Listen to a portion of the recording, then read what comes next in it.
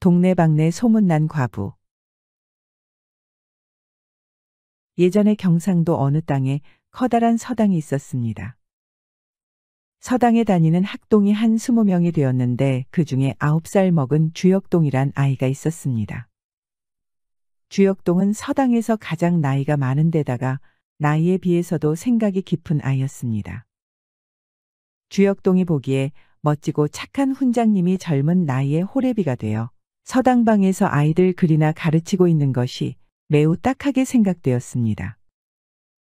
한편 그 이웃에는 제법 부자로 사는 젊은 여인이 하나 있었는데 남편이 30이 되던 해에 죽어 과부가 되었고 만수라는 7살짜리 남자애를 키우며 혼자 살고 있었습니다. 그리고 훈장님이 그 과부의 집을 지날 때마다 집안을 기웃댄다는 것을 주역동은 알고 있었습니다. 주역동이 생각하기에도 훈장님이 과부에게 관심이 있는 걸로 보였습니다. 어느 날 주역동이는 생각했습니다. 훈장님도 아내가 없고 그 과부도 남편이 없으니 그 부잣집 과부에게 우리 훈장님을 장가드리면 좋겠다고 말입니다.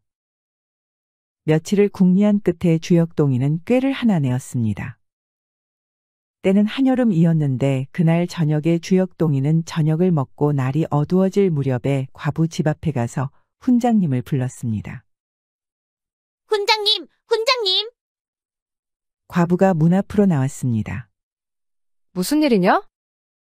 우리 훈장님 여기 안 왔어요? 너희 훈장님이 뭐하러 여길 와? 아, 그래요? 안 왔으면 고만이지. 하고 주역동이는 가버렸습니다.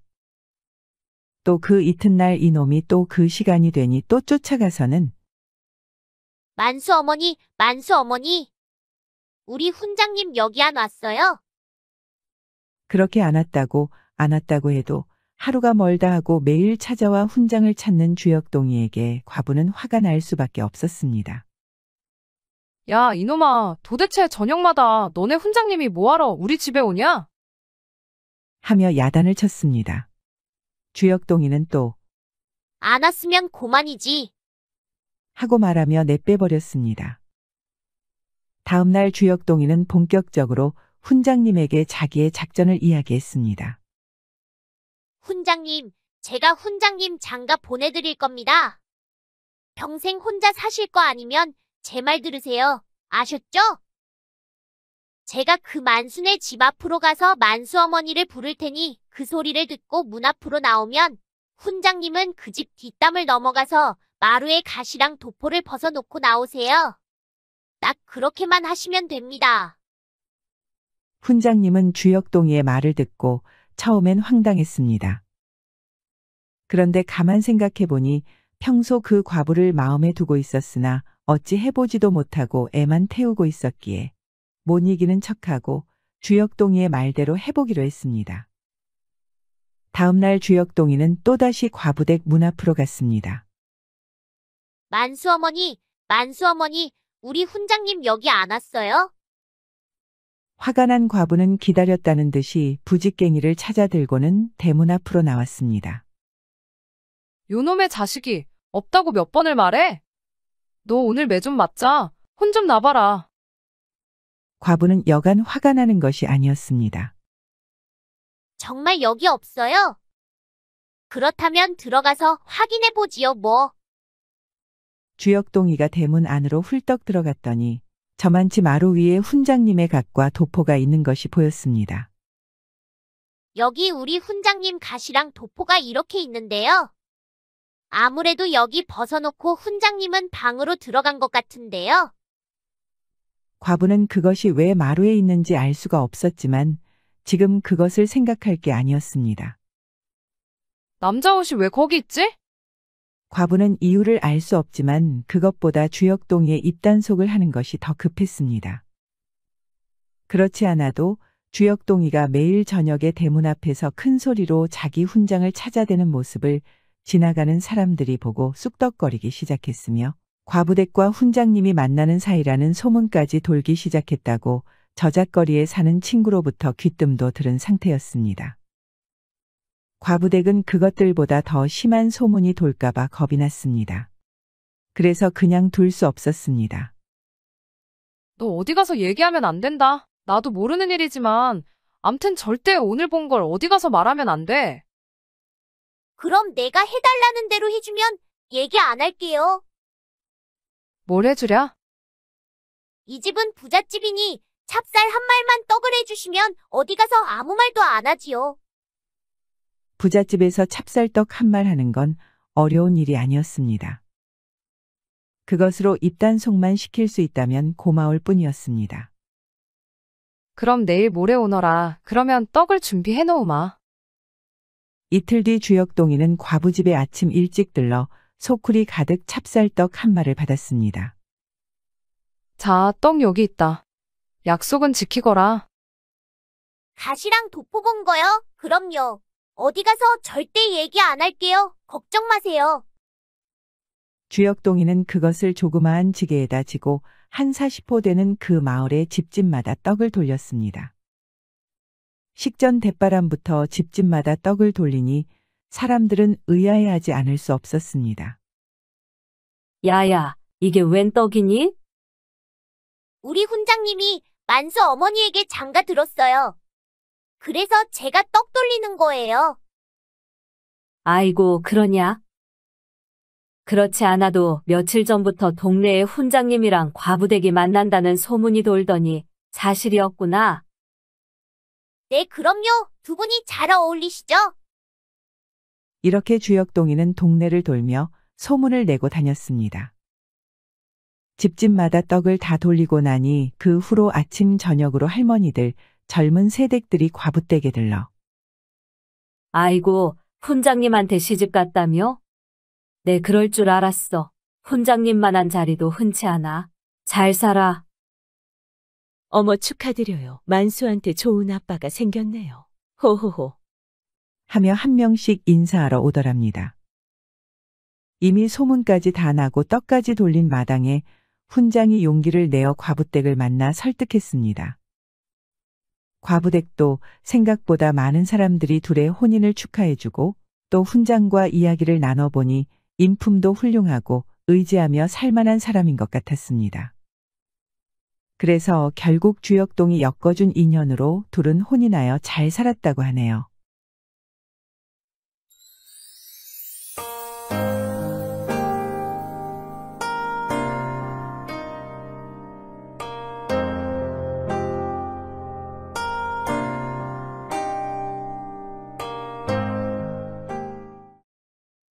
빼앗긴 여인.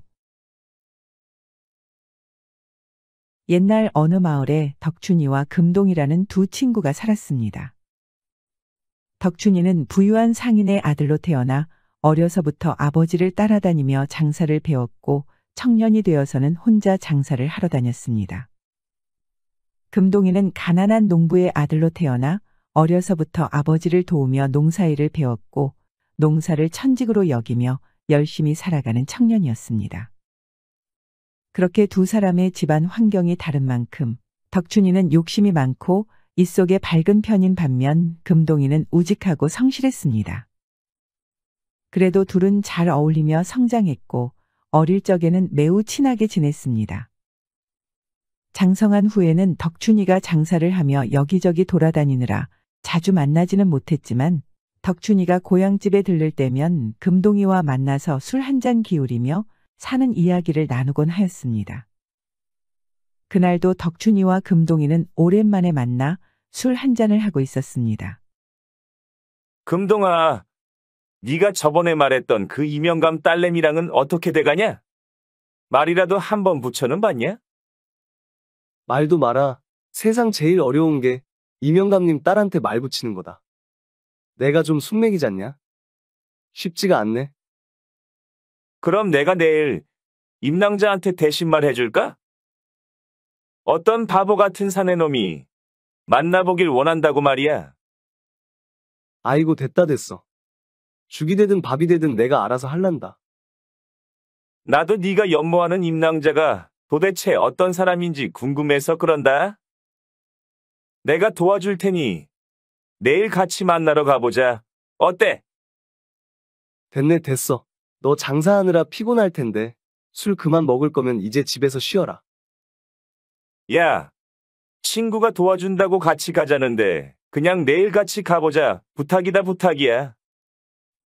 덕춘이가 그렇게 계속 보채니 금동이는 어쩔 수 없이 수긍하고 임낭자를 같이 만나러 가기로 했습니다. 대신 말을 거는 건 금동이가 직접 할 것이니 덕춘이는 잠자코 있기로 했습니다. 다음 날 덕춘이와 금동이는 임낭자의 집 앞에 한참을 기다리다가 물동이를 이고 나오는 임낭자를 겨우 만날 수 있었습니다.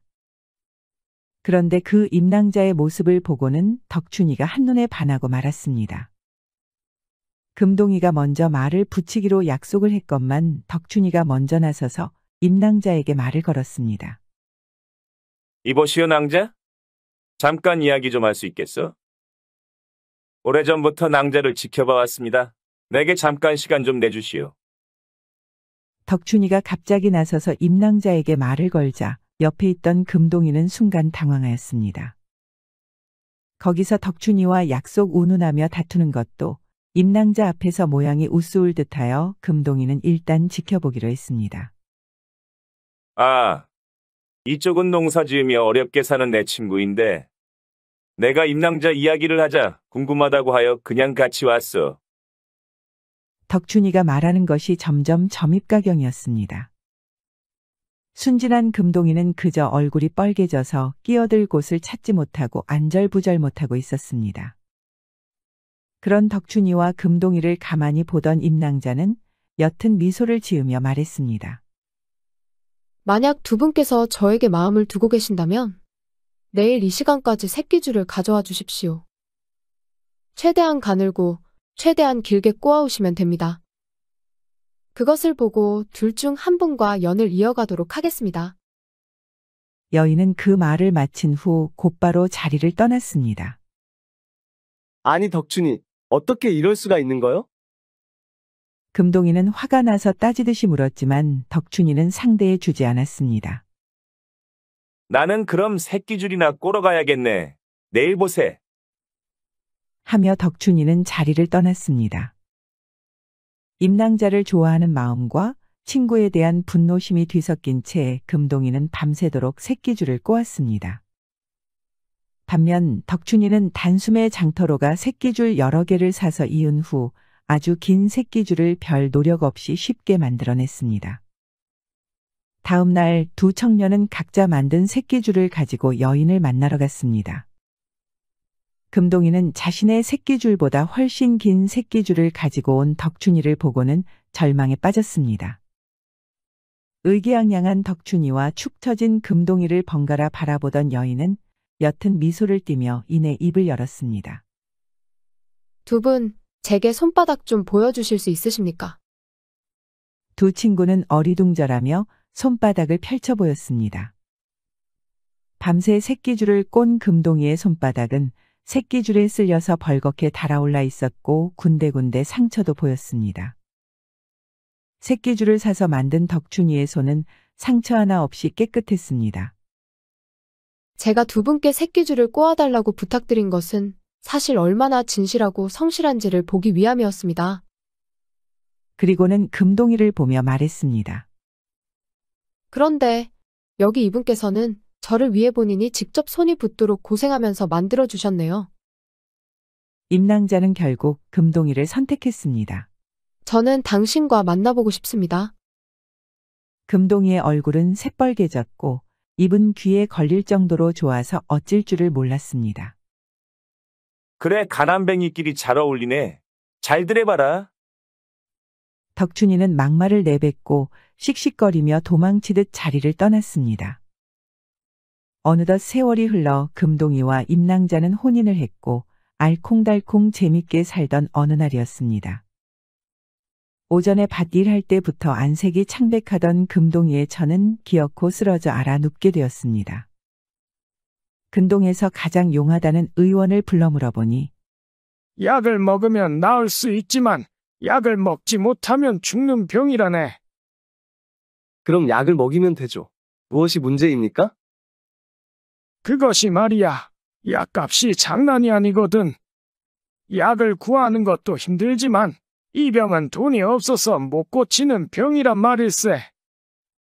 시간이 많이 남지 않은 것 같으니 서둘러서 돈을 구해서 날 찾아오게. 그렇게 의원은 떠났습니다.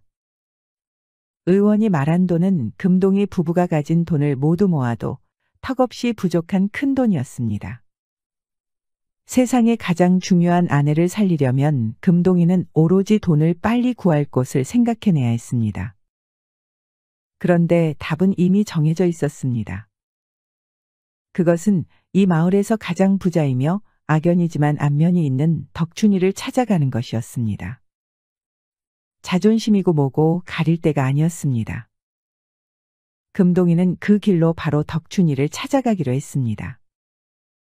덕춘이는 이제 직접 장사를 하러 돌아다니지도 않고 집안에 머물며 사람들을 시켜 사업을 관리하면 될 정도로 큰 상인이 되었다는 건 소문으로 들어 알고 있었습니다. 금동이는 덕춘이의 집 앞에서 청지기에게 정가를 넣고 한참을 기다린 후에야 덕춘이를 만날 수 있었습니다. 덕춘이는 아직까지 임낭자를 금동이에게 빼앗겼다고 생각하고 있었고 금동이에게 악감정을 가지고 있었습니다. 대청마루 위에서 덕춘이는 잔뜩 내려다보며 비아냥거리듯 물었습니다. 아니, 성실한 자네가 무슨 일로 이 별 볼 일 없는 장사꾼을 찾아왔는가? 내가 지금 상황이 너무 급박해서 그러니 거두절미하고 바로 본론부터 말하겠네. 내 아내가 지금 사경을 헤매고 있는데 약을 꼭 써야 하네. 그래서 큰 돈이 필요한데 내가 생각나는 사람이 자네뿐이라 돈을 빌리러 왔네. 나 돈 좀 빌려주게 부탁이네. 덕춘이는 임낭자를 뺏겼던 일에 대한 복수를 할 기회가 왔다고 생각했습니다. 그래, 임낭자의 목숨이 걸린 일이라니 빌려는 주겠네. 다만 약조를 해줘야겠네. 알았네, 알았어. 돈만 빌려준다면 당연히 해야지. 무슨 약조인지 말해보게. 오늘부터 100일의 말미를 줄 테니 100하루째 되는 날 갚을 돈을 들고 오게. 그렇지 못할 시에는 자네의 산한 근을 베어내어 갚거나 아니면 임낭자를 내게 주게. 어디 약조할 수 있겠는가? 덕춘이가 좋은 마음으로 돈을 빌려주는 것도 아니고 또 다른 꿍꿍이가 있다는 걸 금동이는 짐작할 수 있었으나 어쨌건 돈을 빌려주니 덕춘이에게 고마운 마음이 컸습니다. 그리고 돈을 못 갚으면 자기 살 한 근을 내주면 될 일이라고 생각했습니다. 알았네, 약조하지. 돈 빌려줘서 고맙네, 덕춘이. 덕춘이와 금동이는 돈을 빌리고 빌려준 내용에 대해 문서를 쓰고 수결을 하여 한 장씩 나눠 가졌습니다. 덕춘이는 그 자리에서 곧바로 환전표를 써주었습니다. 금동이는 환전표를 들고 약방으로 달려갔습니다. 그리고는 약을 처방받아 그날부터 정성을 다해 약을 다리며 아내를 병간호하였습니다. 아내는 깨우면 겨우 일어나 탕약과 미음만 넘기는 정도였고 나머지 시간에는 거의 정신을 차리지 못한 채로 계속 누워만 있었습니다. 아내는 100일이 지나서야 자리를 완전히 털고 일어날 수 있었습니다. 금동이와 아내는 손을 잡고 기쁨의 눈물을 흘렸습니다. 아내는 그동안 일어났던 일들을 물었고 금동이는 덕춘이에게 돈을 빌린 이야기만 빼고 전부 말해주었습니다. 여보 미안해요. 그동안 나 때문에 너무 힘들었겠어요. 아니요. 난 당신이 이렇게 건강을 되찾은 것만으로도 너무 감사하고 기뻐. 금동이는 너무 기뻤지만 바로 내일이 덕춘이에게 돈을 갚기로 약속한 날이었습니다. 그런데 여보, 무슨 일 있어요? 남편의 걱정스러운 얼굴을 보고 무슨 일이 있음을 눈치챈 아내가 물어보았습니다. 아무것도 아니요. 당신은 걱정 말고 푹 쉬어요. 제가 알아서 당신에게 해가 될 일이라면 모르겠지만 그렇지 않다면 무슨 일인지 알려주세요. 그래, 어차피 당신도 알게 될 일이구려. 금동이는 결국 덕춘이에게 돈을 빌린 내용을 말해주었습니다. 그렇다면 당장 내일이네요? 여보, 약조한 내용이 적힌 종이 좀 볼 수 있어요? 아내의 부탁에 금동이는 괴짝 안에서 문서를 꺼내 건넸고 그것을 천천히 훑어보던 아내는 눈빛을 반짝이며 금동이에게 말했습니다. 내일 덕춘이 그 사람을 찾아가서 이 약조 내용은 불합리한 것이니 무효로 하고 대신 시간이 걸려도 이자까지 얹어서 돈을 갚겠다고 하세요. 그리고 만약 그 사람이 끝까지 약조한 내용대로 이행하겠다고 하면 관아의 원님께 판결을 내달라고 하세요. 알겠소. 만약 일이 잘못되더라도 최후에는 내가 책임질 것이니 당신은 너무 걱정 마시오. 걱정 마세요. 별일 없을 겁니다. 다음 날이 되었습니다. 금동이는 덕춘이의 집으로 가 덕춘이를 만났습니다. 내게 갚을 돈은 마련해 왔는가? 그렇지 못했네. 약조한 날짜에 돈을 갚지 못해. 미안하네. 다만 돈을 갚지 못했을 때 대신 이행해야 할 내용도 너무 터무니없으니 지킬 수 없네. 시간이 걸리더라도 이자까지 얹어서 돈으로 갚도록 하겠네. 덕춘이는 비꼬는 듯한 말투로 말했습니다. 하, 내가 그럴 줄 알았지. 자네가 무슨 수로 그 돈을 갚겠는가? 나는 아무튼 약조한 대로 대가를 받아야겠네. 살 한 근을 주던지 자네 철을 주던지 하게. 덕춘이와 금동이는 서로의 주장을 굽히지 않았고 결국 다음날 관가에서 원님에게 판결을 받게 되었습니다. 원님은 약조한 내용을 다 듣고 생각했습니다. 사람의 살을 베어내다니 이 말도 안 되는 계약대로 한다면 저 농부는 죽을 것이고 그렇다고 약조 내용을 어기고 돈만 갚으라고 판결하면 기강이 무너질 것이니 이를 어쩐다. 아무리 보아도 분명 저 장사꾼은 못된 꿍꿍이를 가지고 만든 계약이겠지만 무작정 농부의 편을 들어줄 수도 없으니 고민이로다. 이렇게 원님의 머릿속도 복잡했습니다. 그때 마침 금동이의 아내가 관아로 들어와 원님께 아뢰었습니다. 원님, 저는 저 농부의 아내 되는 사람이옵니다. 제 남편이 저를 살리기 위해 약조를 한 내용이 비록 불합리하긴 하나 약조는 지켜야 된다고 생각합니다. 금동이는 그 말을 듣고 깜짝 놀랐고 덕춘이는 비열한 웃음을 지었습니다. 그래서 그 약조한 내용은 한치의 틀림도 없이 지키고자 합니다. 그 내용을 보면 살 한 근만 베어간다고 명시되어 있으니 살을 정확히 한 근만 베어가되 피 한 방울이라도 묻혀간다면 약조를 어긴 것이라 볼 수 있지요. 그렇지 않겠습니까? 그 말을 들은 관아의 모든 사람은 탐복을 했고 덕춘이 단 한 명만 안절부절 못하였습니다. 그래, 저 여인의 말이 일리가 있구나. 여봐라, 저 장사꾼에게 칼을 쥐어주고 약조한 내용대로만 이행하도록 하여라. 떨리는 손으로 칼을 쥔 덕춘이는 어찌할 바를 몰라하다 결국 칼을 내려놓고 원님께 아뢰었습니다. 원님, 그냥 저 친구에게 돈으로 받도록 하겠습니다. 그러자 금동이의 처가 원님, 약조한 내용을 보면 기한 후에는 돈이 아닌 살 한 근으로만 받겠다고 되어 있으니 이 역시 지켜져야 된다고 봅니다. 그렇구만, 기한이 지났으니 자네는 돈도 받을 수 없는데 쥐어준 칼도 내려놨으니 약조한 내용도 어겼네.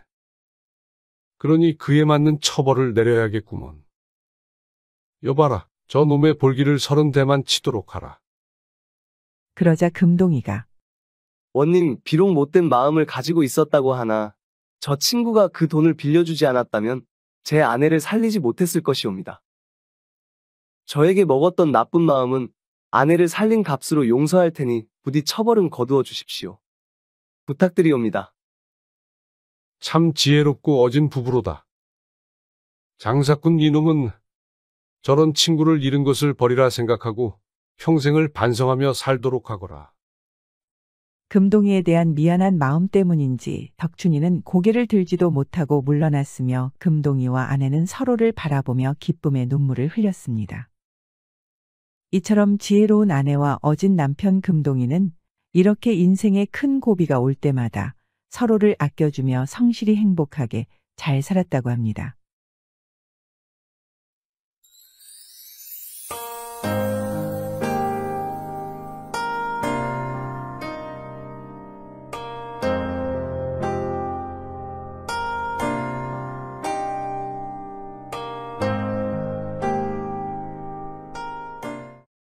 매일 밤 여인의 공짜 술.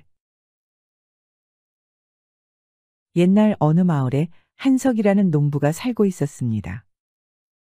어느 날 한석이는 상념에 잠겨 길을 가다 무심코 돌멩이를 걷어찼습니다. 그런데 그 돌멩이가 그만 지나가던 원님의 이마에 딱 맞고 말았습니다. 아무리 재수가 없다 해도 그렇지 한석이는 너무 억울했지만 자기가 한 것은 맞았기에 빠져나갈 구멍은 없었습니다. 벌을 받을 수밖에요. 더구나 그 마을 원님은 까칠하기로 소문나서 더더욱 용서받지 못할 거란 생각이 들었습니다. 한석이는 즉시 땅에 넙죽 엎드려 손이 발이 되도록 싹싹 빌며 용서를 구했습니다. 그러나 원님은 한석이를 용서해 줄 생각이 전혀 없었습니다. 다 필요 없다? 저놈을 당장 관아로 잡아들여라. 한석이는 관아로 잡혀가 원님 앞에 꿇어앉혀졌습니다. 원님은 이마의 상처를 치료한 후 모습을 드러냈습니다. 내 이놈, 네가 죽을 죄를 지었다는 건 알고 있겠지. 자, 그럼에도 불구하고 내가 원하는 걸 해준다면 죄를 면하게 해주겠다. 어떠냐? 꼼짝없이 죽었다 생각한 한석이는 살아날 방법이 있다는 원님의 말에 자신의 처지도 잊고 순간 기뻤습니다. 네, 원하시는 게 무엇인지요? 네가 농부 김한석이고 네 동생이 김두석이 맞느냐? 네 동생이 그림을 잘 그린다는 것을 소문들어 잘 알고 있다. 네 동생의 그림을 한 장 얻어다 준다면 너의 죄를 사면해주겠다.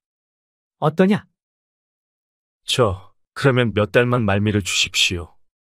제 동생이 사실 그림은 잘 그리기는 하오나 원하는 대로 빨리 그릴 수 있는 것이 아니라 기한을 제 맘대로 정할 수가 없습니다요. 정말입니다. 그래, 며칠이건 몇 달이던 내 동생 그림을 얻어온다면 기다려주마. 어찌됐건 꼭 가져와야 한다. 예, 알겠습니다. 감사합니다. 원님과 약속을 하고 임시로 풀려난 한석이는 다음날 동생 두석이의 집으로 갔습니다. 한석이는 동생 두석이에게 아무 말도 하지 않고 두석이의 집안일과 농산일을 도왔습니다.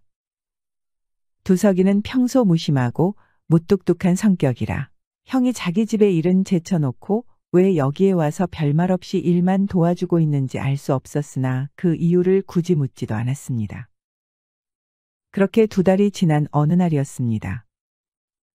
하루하루 얼굴에 근심이 쌓여가는 형을 보다 하도 답답하여 두석이가 물었습니다. 형님 집안 일도 바쁠 텐데 왜 내 집에 와서 이렇게 아무 말도 없이 우리 집 일을 도와주고 있는 거요? 무슨 일 있는 거 아니요? 지난 2달 동안 오늘만을 기다렸던 한석이는 자신의 처지를 모두 얘기했습니다. 그래서 내가 네 그림을 하나 꼭 얻어야 한다. 그러나 내가 그림을 아무 때나 쉽게 그리지 않는다는 걸 알고 있어서 차마 내가 말을 꺼낼 수가 없었다. 그래서 네 입에서 먼저 무슨 말이든 나오기를 기다리고 있었다. 참 답답한 양반이네. 그런 거라면 진작 얘기하시지. 아니, 형 목숨이 걸린 일인데 내가 어떻게든 해줘야지 무슨 소리요? 그러면 내일 그림을 그리러 떠날 테니 형님은 내가 돌아올 때까지 우리 집 일 좀 잘 돌봐주시오. 그렇게 해서 다음날 동생은 화공도구를 전부 짊어지고 그림을 그리러 정처 없이 떠났습니다. 길을 떠나 전국의 방방곡곡을 다녀보아도 도대체가 그리고 싶은 마음이 드는 것이 없었습니다. 그릴 것을 찾아 몇 달을 방랑하며 살던 어느 날이었습니다. 한 산골짜기의 길을 걷고 있는데 길 옆에 작은 오두막집에서 곱디 고운 여자가 앉아 혼자 술을 팔고 있었습니다. 두석이가 여인을 좀 더 가까이 가서 보니 꾸미지 않은 모습이었으나 아름답기 그지없었습니다. 두석이가 그림을 그리려 집을 나온 이후 처음으로 그림을 그려보고 싶다는 생각이 들었습니다. 두석이는 홀린 듯이 그 집으로 들어갔습니다. 그리고 술을 한 병 내오라고 했으나 그 여인은 술 한 잔만 드신다면 드리고 그렇지 않으면 팔지 않겠다고 했습니다. 그럼 목이 마르니 술 한 잔이라도 주시오. 여인이 곱디 고운 손으로 술을 한 잔 주는데 그 맛이 또 일미였습니다. 술 한 잔을 마신 두석이는 내일 또 오겠다고 말하고 그곳을 나왔습니다.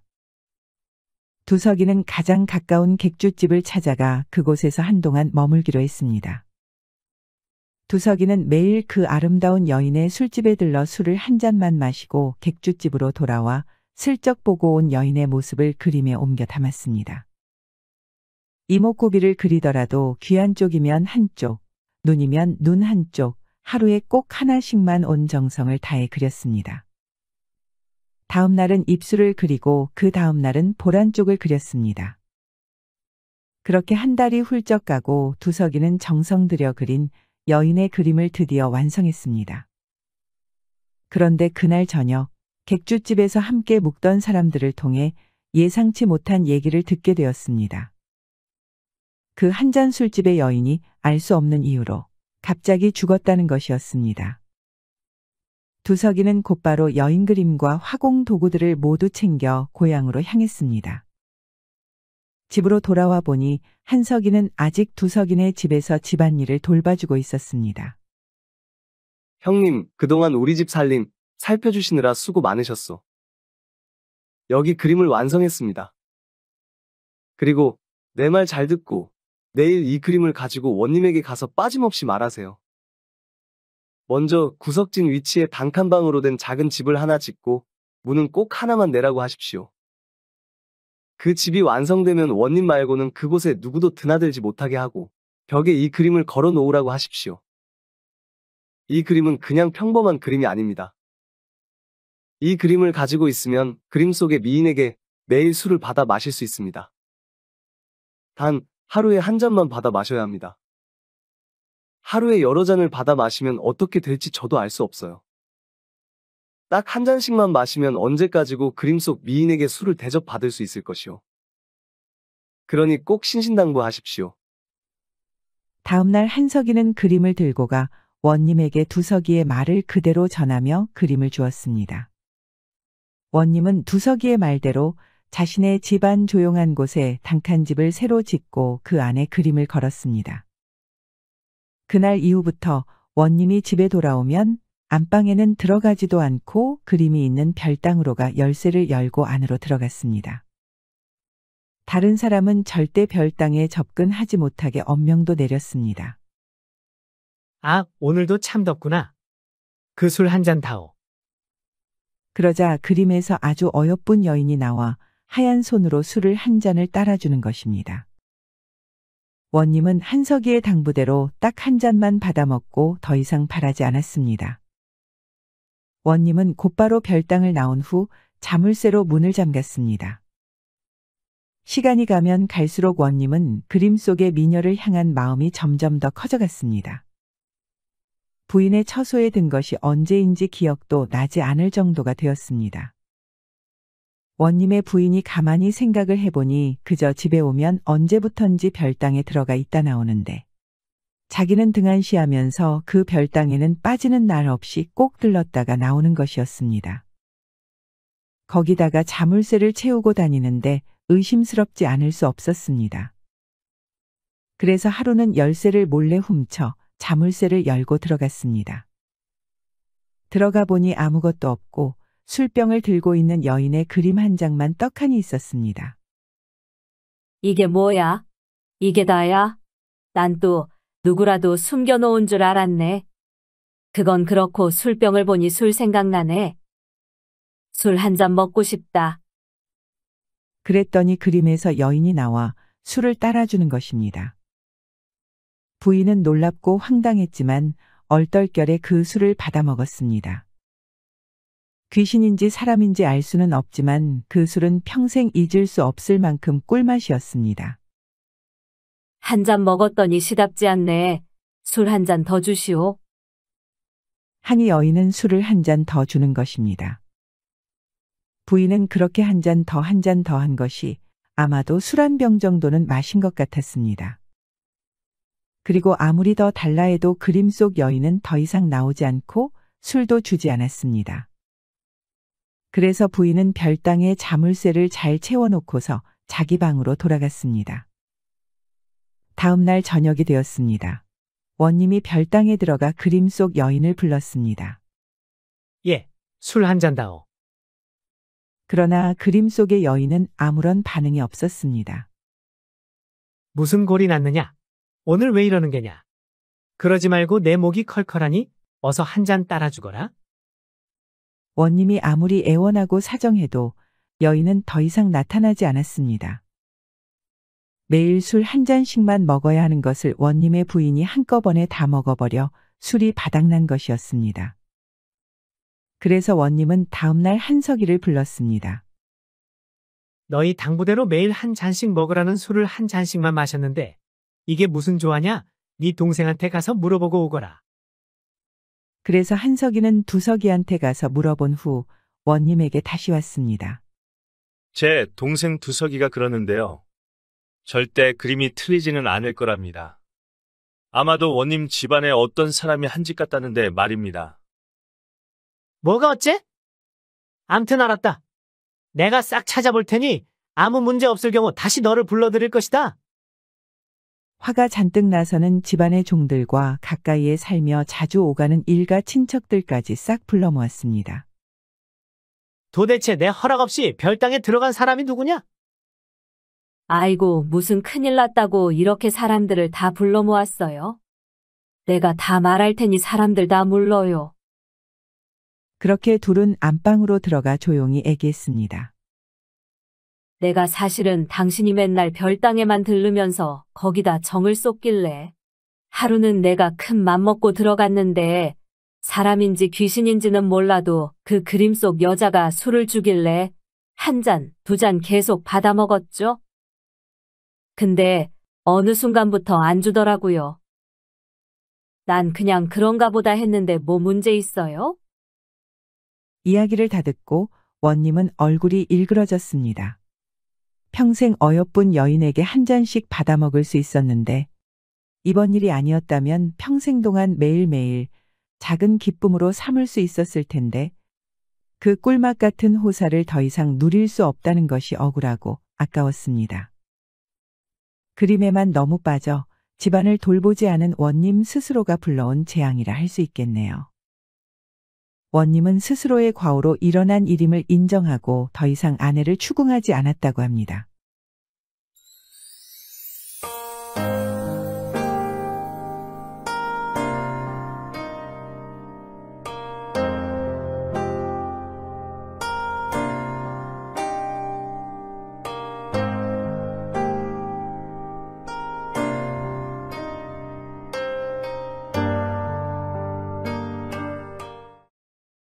서방님이 보살이네. 옛날 어느 마을에 아들 둘과 딸 하나를 둔 연진사가 살고 있었습니다.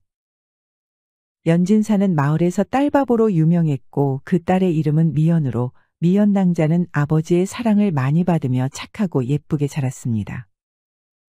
그리고 연진사는 옆마을에 사는 차진사라는 사람과 둘도 없는 친구였습니다. 그 차진사는 외동아들 하나를 두었었고 이름은 은우로 얼굴이 희고 곱상해 동네에선 잘생긴 은우도령이라고 불렸습니다. 연진사와 차진사 두 사람은 사는 수준도 비슷하고 가족끼리도 집안을 서로 오가며 오랜 시간 동안 가깝게 지냈습니다. 그렇게 시간이 지나 홍기가 찬 연진사의 막내딸 미연낭자와 차진사의 외동아들 은우도령은 집안끼리 서로 혼인하기로 약조하였습니다. 그러나 예기치 못한 일이 벌어졌습니다. 자식들이 혼인하는 걸 보지도 못하고 차진사와 연진사는 서로 약속이라도 한 듯이 며칠의 간격을 두고 전염병에 걸려 죽고 말았습니다. 이후 차진사의 가문은 하루가 다르게 집안 살림이 기울기 시작하여 마침내는 먹고 사는 일마저 걱정해야 하는 처지가 됐습니다. 연진사네는 다행히 아들들이 벼슬길에 올라 한양에서 부족함 없이 살게 되었습니다. 그러는 사이 두 집안의 왕래도 거의 끊어지고 말았습니다. 세월은 흘렀고 미연낭자는 은우도령과의 혼약을 잊은 채 한양의 어느 대갓집으로 시집을 갔습니다. 미연 낭자가 혼인을 치렀다는 소문은 돌고 돌아 은우도령한테까지 흘러들어갔습니다. 은우도령은 혼인을 약속했던 여인을 잃어버린 억울함을 참지 못하고 당장 한양으로 길을 나섰습니다. 가진 돈을 다 모아서 안방 여인들이 쓰는 폐물을 사 모으고는 여자 옷을 한 벌 구하고 분칠도에서 여자 박물장수로 변장을 했습니다. 여자치고 키가 크긴 해 보였으나 워낙 곱상하게 생긴 은우도령이었기에 어느 누구도 남자로 의심하지 않았습니다. 은우도령은 물어물어 미연 낭자가 시집가서 살고 있다는 집을 찾아갔습니다. 은우도령은 그 집 안방마님에게 신기한 폐물들을 구경시켜주고 준비해간 재미있는 얘기들도 들려주었습니다. 안방마님은 매일 할 일도 없어서 심심하던 차에 이야기꾼 박물장수가 와서 이런저런 세상 사는 이야기를 들려주니 너무 재밌고 신이 났습니다. 그래서 박물장수에게 아이고, 처녀가 어찌 그렇게 재미난 이야기를 많이 알고 여기저기 돌아다녀서 그런가 보지? 이러지 말고 오늘은 해도 졌고 피곤할 테니 우리 집에서 며칠 쉬다 가시오. 방은 많은데 혹시 혼자 자는 게 무서우면 마침 작은 아들이 절에 공부하러 가서 우리 집 새아가가 혼자 지내고 있으니 그 방에서 자고 내일 다시 봅시다. 하는 것이었습니다. 박물장수로 변장한 은우도령은 안내를 받아 며느리가 거처하는 곳으로 갔습니다. 그곳은 예상대로 미연 낭자의 방이었습니다. 그렇게도 원하던 미연 낭자를 만난 은우도령은 본색을 숨긴 채 이런저런 얘기를 나누었습니다. 그리고 밤은 깊어졌고 잠자리에 들기 위해 미연 낭자가 이부자리를 펴주었습니다. 그러자 그 순간 갑자기 은우도령은 미연 낭자에게 달려들어 그녀의 몸을 꼭 껴안았습니다. 나요, 낭자. 아직도 나를 못 알아보겠소. 미연 낭자는 깜짝 놀라지 않을 수 없었습니다. 한참을 얘기 나누던 박물장수 처녀가 갑자기 굵은 남자의 목소리를 내는 것이었습니다. 그리고 미연 낭자에게 빈틈없이 딱 붙은 몸은 여인의 몸이 아니었습니다. 미연 낭자는 이내 은우도령이라는 것을 알게 되었습니다. 은우도련님, 어찌 여기까지 오신 겁니까? 저를 원망하러 오셨나요? 아니요, 당신이 보고 싶어서 왔소. 그들은 오랜만에 만나니 다시 예전의 설레임이 되살아나는 것 같았습니다. 사실 미연 낭자도 절에 공부하러 간 남편의 공부가 길어져 독수공방한 지 벌써 몇 달째였습니다. 옛말에 사흘 굶어 담 안 넘는 놈 없다고 미연 낭자도 은우도령의 손길을 뿌리치지 못하고 결국 선을 넘고야 말았습니다. 다음 날이 되었습니다. 때마침 미연의 시아주버니가 미연의 방에서 자고 나오는 박물장수의 모습을 우연히 보게 되었습니다. 그런데 그는 눈치가 남달랐고 한눈에 이상한 낌새를 알아차렸습니다. 그래서 박물장수의 용모와 행동거지를 찬찬히 살펴보니 행색은 여인이 돼 본색은 남자임이 분명하다고 판단했습니다. 아니, 이게 무슨 일이란 말이냐? 큰일 났다고 생각한 그는 얼른 사람을 절로 보내서 동생, 즉 미연의 남편을 불러왔습니다. 그날 저녁 미연 낭자의 남편과 그의 형은 조용히 미연 낭자의 방으로 향했습니다. 박물장수로 변장한 은우도령은 그날도 미연 낭자의 방에서 자고 갈 모양이었습니다. 안에서 두 사람의 웃음소리가 흘러나왔습니다. 남편은 형님더러 마당에 잠깐 서 있으라고 하고는 칼을 뽑아든 채 방문을 열고 안으로 뛰어들어갔습니다. 방 안의 광경은 누가 봐도 방사를 치르기 전 남녀의 모습이었습니다. 남편은 밖에서도 다 들릴 만한 큰 소리로 외쳤습니다. 박물장수, 당신 치마를 당장 벗어보시오. 칼을 든 남편의 갑작스러운 등장에 외마디 비명을 지르며 몸이 굳어버린 미연 낭자와 은우도령은 모든 걸 순순히 포기하고 말았습니다. 치마를 벗으려 돌아서는 은우도령의 탄탄한 가슴팍이 남편의 시야에 들어왔습니다. 더 이상 확인하고 말 것도 없었습니다. 피가 거꾸로 솟는 듯했고 칼을 든 손이 덜덜 떨렸지만 남편은 이를 악물었습니다. 그리고 남편은 깜짝 놀란 듯 큰 소리로 말했습니다. 아이고 이런. 죄송합니다. 저는 남자인 줄 알았습니다. 이거 제가 큰 실례를 했네요. 용서하십시오. 그러더니 밖으로 얼른 나와서 형을 타박하는 것이었습니다. 형님, 이런 망신이 어디 있습니까? 형님 때문에 엉뚱한 여인네를 죽일 뻔했습니다. 형은 그럴 리가 없다고 생각했지만 동생이 직접 확인했으니 그런가 보다 할 수밖에요. 큰 용서를 받은 은우도령과 미연낭자는 깊이 뉘우쳤습니다. 두 사람은 서로를 잊기로 했고 평생 다시는 만나지 않기로 했습니다. 그날 이후로 미연낭자는 남편을 지극정성으로 내조하였다고 하며 다시는 어느 박물장수도 집에 들이지 않았다고 합니다. 부인의 크나큰 과오를 보살 같은 넓은 아량으로 용서하고 인생의 큰 위기를 지혜롭게 넘긴 미연낭자의 남편은 공부에 매진하여 과거를 장원급제하였고 높은 인격으로 훌륭한 정치를 펼쳐 나중에는 정승까지 지냈다고 합니다.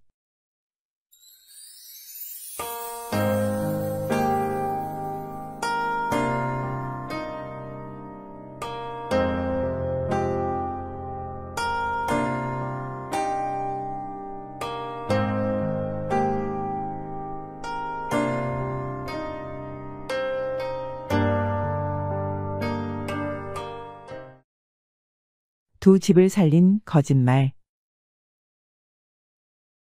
옛날 경상도 거창 땅에 김서방이란 사람이 딸 둘을 데리고 가난하게 살고 있었다. 매일 끼니 걱정을 할 정도는 아니었지만 홍기가 찬 큰 딸에게 이렇다 할 혼수를 마련해 줄 형편도 못 되었다. 다행히 김서방의 딸들은 어느 정도 미색을 갖추고 있어 간간히 매파를 통해 혼담이 들어오곤 했으나 김서방은 그 상대 집안이 성에 차지 않았다. 가난하지만 양반 출신인 김서방은 큰딸을 학식 있는 양반 가문에 시집 보내고 싶었다. 제대로 된 부유한 양반 가문에서 이렇다 할 관직도 없고 가난한 김서방의 큰딸을 받아줄 리는 만무했다. 그래서 김서방은 매파에게 가난하더라도 양반 가문으로만 알아봐 달라고 했고 얼마의 시간이 지나 김서방은 매파의 주선으로 큰딸을 가난하지만 그래도 좋은 가문이었던 양반 집안에 시집 보낼 수 있었다. 딸이 시집간 지 3년이 지났으나 딸은 친정집에 한번 다녀가질 않았다. 김서방은 딸의 사는 모습이 궁금해 어느 날 딸의 집을 찾아가 보았다. 찾아가서 보니 생각보다 더 형편없이 가난한 집이었는데 집이라는 게 곧 쓰러질 것 같은 오막살이인데다 살인문은 다 찌그러져서 너덜너덜했다. 김서방이 살인문 앞에서 이리 오너라 하니 큰딸이 나오는데 혼인할 때만 해도 통통하게 젖살이 올라있던 두 볼은 못 먹어서 쑥 꺼져 있었고 그간 고생이 얼마나 심했는지 10년은 더 나이 들어 보였다. 그리고 여기저기 기워진 옷을 입고 있었는데 특히 치마는 누가 보아도 밥상보를 덧대어 기운 것이었다. 얼마나 먹고 사는 게 힘들기에 옷살도는 물론이고 기워 입을 옷감도 없어서 밥상 덮는 보자기를 치마에 덧대어 입는단 말인가. 김서방은 기가 막혀서 말도 안 나왔다. 뼈대 있는 집안을 찾아서 시집 보냈더니 입에 풀칠도 못하면서 살고 있다니 이런 낭패가 또 없구나. 그렇게 딸네 집에 갔다 온 김서방은 얼마간 혼자 한탄을 했다. 그리고 홍기가 찬 둘째 딸은 학식이나 가문에 욕심 부리지 않고 그저 잘 먹고 잘 사는 집으로 시집 보내야겠다고 다짐했다. 김서방은 매파를 찾아가 둘째 딸의 중신을 부탁하면서 양반 같은 거 필요 없고 그냥 돈깨나 있는 집에 며느리 자리를 원했다. 시간은 흘러 둘째 딸은 상민 신분의 부잣집으로 시집을 갈 수 있었다. 둘째 딸은 먹고 사는 걱정 없을 테니 잘 살거라 생각했다. 세월은 흘러 둘째 딸을 시집을 보낸 뒤 한 3년이 지났고 김서방은 둘째 딸이 어찌 사나 싶어 그 집에 가보았다. 그런데 둘째 딸의 시댁은 어찌된 영문인지 사돈이고 사위고 죄다 드러누워 침을 맞고 탕약을 마시며 간병을 받고 있었다. 그 이유를 딸에게 물으니 근방의 양반들이 돈 좀 있는 이 집의 재산을 좀 뺏어볼 요량으로 괜한 트집을 걸고 재산을 내놓지 않으면 볼길을 막고 오기가 일수라는 것이었다. 그래서 장인이고 사위고 몸 성할 날이 없다는 것이었다. 둘째 딸도 걱정 없이 사는 날이 없을 정도여서 야윈 얼굴이 안쓰럽기 그지없었다. 김서방은 부자 사위 집에서 푸짐한 대접을 받았지만 사내 진미를 목으로 편히 넘길 수가 없었다. 김서방은 그렇게 먹는 둥 마는 둥 자는 둥 마는 둥 하며 사돈집에서 하루 저녁을 보내고 다음날 일찍 그 집을 나왔다. 딸들 걱정을 하며 한참을 걷다 보니 어느 커다란 정자나무가 보였고 김서방은 그 아래서 땀을 식히며 쉬어가기로 했다. 담배 한 대를 먹으며 큰딸과 작은딸이 사는 모습을 생각하니 한숨이 절로 나왔다. 가난하지만 큰 걱정은 없는 게 나으려나. 먹고는 살지만 하루하루가 걱정인 게 더 나으려나. 밥보자기와 볼기 중에 그나마 어느 것이 더 나으려나. 그렇게 속에 있는 말을 조용히 중얼거리고 있는데 어르신, 그게 무슨 소리입니까? 김서방이 깜짝 놀라 돌아보니 도대체 언제 와서 앉아 있었는지 정자나무 반대편에 좀 전까지 보이지도 않았던 사람이 말을 걸어왔다. 그는 양반인 것 같기는 하나 다 떨어진 누더기 도포에 찌그러진 갓을 쓰고 있었다. 양반 나부랭이를 보니 갑자기 화가 나는 데다 부끄러운 생각마저 들어서 김서방은 퉁명스럽게 대답했다.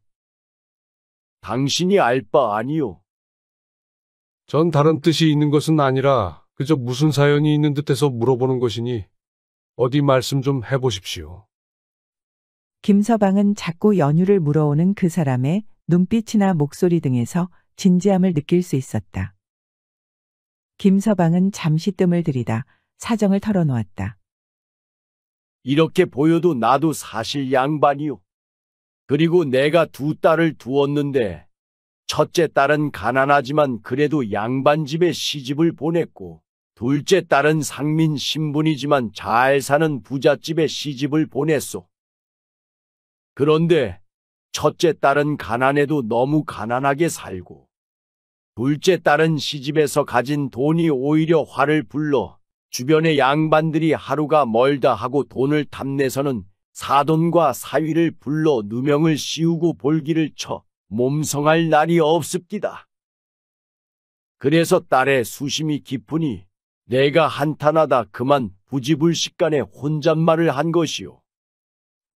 누더기 도포를 입은 사내가 사정을 듣고 가만히 생각해 보니 참딱했다. 그런데 이 사람이 누군고 하니 바로 어사 박문수였다. 박문수라고 하면 조선팔도 전역에서 그 이름 석자를 모르는 사람이 없는 이름난 어사가 아니던가. 박문수는 무슨 마음을 먹었는지 두 딸이 출가한 집의 내력을 소상하게 물어보더니 그 길로 고을사또를 찾아갔다. 인근에 내 친척이 있어서 지나는 길에 보고 가고자 하니 사또께서 좀 불러주시겠소? 하며 김서방의 둘째 사위 이름과 사는 곳을 말했다. 고을원님은 감히 가볍게 들을 수 없었기에 서둘러 관속들을 동원하여 김서방의 둘째 사위를 데려왔다. 끙끙 앓고 있는 중에 사정도 제대로 듣지 못하고 관속들에게 끌려오다시피 한 둘째 사위가 어리둥절한 표정으로 관가로 들어서는데 박문수는 버선발로 달려나오며 반갑게 맞아들였다. 자네가 이 고을에 산다길래 한번 들를까 했는데 마침 근처를 지나는 길이라 내가 이렇게 불렀네. 잘 지냈는가?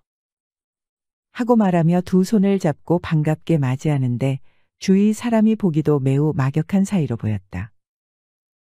밤낮으로 양반한테 볼기만 맞던 상민이 알지도 못하는 사람에게서 아우 소리를 들으니 어안이 벙벙해졌다. 둘째 사위의 얼떨떨한 얼굴을 보고는 박문수는 얼른 남의 귀가 없는 곳으로 데리고 들어가서는 조용조용히 일렀다. 이보게, 나는 박문수라는 사람으로 어사일세. 아까 길에서 자네의 장인을 통해 이런저런 사정 이야기를 들었네. 자네 사정도 딱하지만 무엇보다 자네 장인의 마음이 공감되어 방법을 생각해낸 것이네. 내가 이제 자네 친척인 척할 것이니 그런 줄 아시게. 그래서 우리 관계가 남다르다는 소문이 퍼지면 더 이상 자네를 아무도 괴롭히지 못할 것이네. 아이고 고맙습니다. 이 은혜를 어찌 갚아야 할지요. 나한테 인사는 할 필요 없고 자네 집 재산이 매우 많다고 들었는데 큰 동서에게 반만 뚝 떼어주게. 그 집 형편이 아주 가난하여 먹고 사는 것이 힘들다고 하니 도와주는 것이 어떤가? 둘째 사위도 당연히 박문수의 위명은 들어서 알고 있었고 박문수의 친척이라는 소문이 퍼지면 더 이상 양반들이 괴롭히지 못할 것은 분명한 사실이었다. 둘째 사위는 박문수의 도움이 고맙기도 하고 재산도 넉넉할 뿐 아니라 또 분에 맞지 않는 너무 많은 재산은 오히려 화가 될 수도 있다는 것을 그동안 양반들에게 괴롭힘을 당하며 알고 있었다. 그래서 박문수의 말대로 큰 동서에게 재산을 뚝 떼어주었다. 큰 동서의 시댁은 며느리 덕분에 이제 더 이상 먹고 사는 걱정 없이 잘 살게 되었다. 그리고 둘째 사위가 박문수의 친척이라는 소문이 퍼지자 둘째 딸의 시댁은 더 이상 양반들의 괴롭힘을 받지 않았으며 장사도 더욱 번창하게 되었다. 길에서 만난 인연이라도 가볍게 지나치지 않고 세심하게 백성의 어려움을 살펴준 박문수의 두 집을 살린 거짓말 덕에 김서방은 두 사돈들에게 평생 은인이 되었고 여생을 걱정 없이 살며 두 딸들의 집을 편하게 왕래할 수 있었다.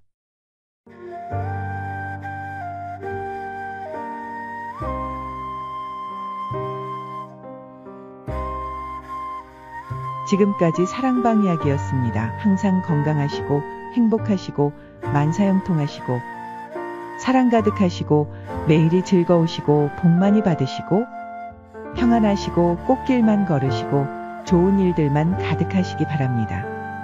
마지막으로 구독, 좋아요도 눌러주세요. 더 재미있는 이야기로 찾아뵙겠습니다.